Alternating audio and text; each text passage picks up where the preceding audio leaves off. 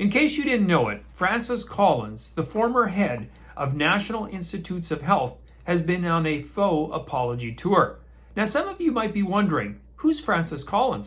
Well, he was the expert who famously wrote a little email to Anthony Fauci and Lawrence Tabak on October 8, 2020, in regards to the Great Barrington Declaration. Now, to backtrack for those of you not familiar with it, the Great Barrington Declaration was a declaration signed by scientists worldwide that stated, and I quote, "As infectious disease epidemiologists and public health scientists, we have grave concerns about the damaging physical and mental health impacts of the prevailing COVID-19 policies and recommend an approach we call focused protection."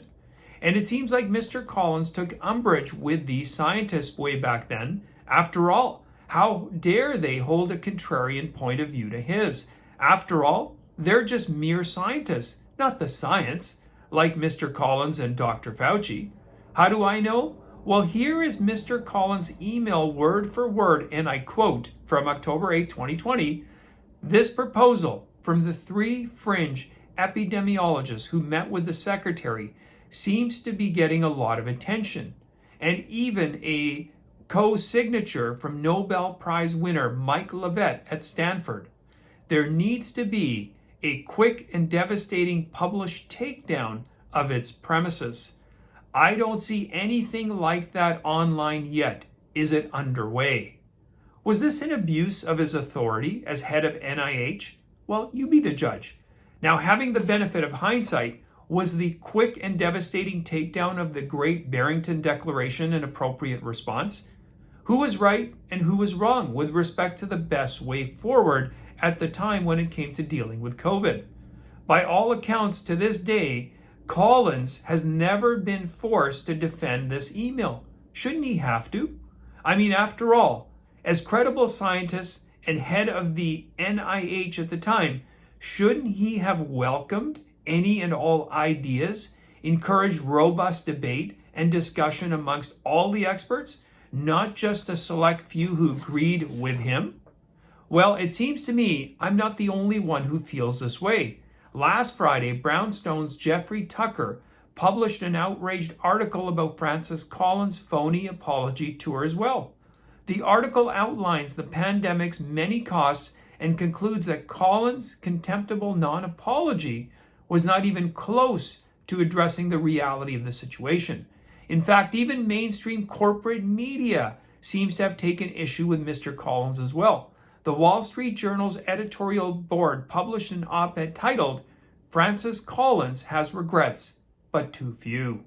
So, while Mr. Collins' lack of a sincere apology and recognition of the damage that his policies had done is frustrating, it's not all bad as we start a new year when it comes to COVID reporting, which will hopefully and ultimately lead to accountability of all the experts. For example, uptake of the injections is in steep decline. Vaccine manufacturer stock prices, as you probably noticed, are tanking, especially Pfizer and Moderna. Actual real scientific studies are finally being published which are identifying and pointing out potential product defects.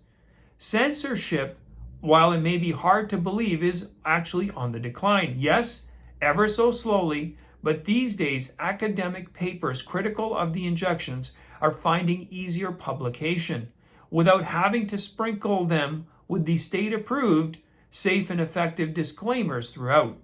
There are actual governments taking these pharmaceutical giants to court. So, while at times things can appear to be dismal, and it seems like the truth is nowhere to be seen, take heart. It's got its shoes on, and it's starting to catch up to folks like Collins, and hopefully soon like Fauci. Anyway, I do appreciate you watching. Thank you very much. Please post any comments you have in the comment section. You can also follow me in my Rumble and my Locals account. If you haven't yet subscribed to my channel, please do so. You can also follow me on Twitter at Camera612. I've also put in a few links in the notes section for the faux-apology, as well as Jeffrey Tucker's article and Vinay Prasad, who also had his very colorful thoughts to Mr. Collins' apology as well. I'll see you next time.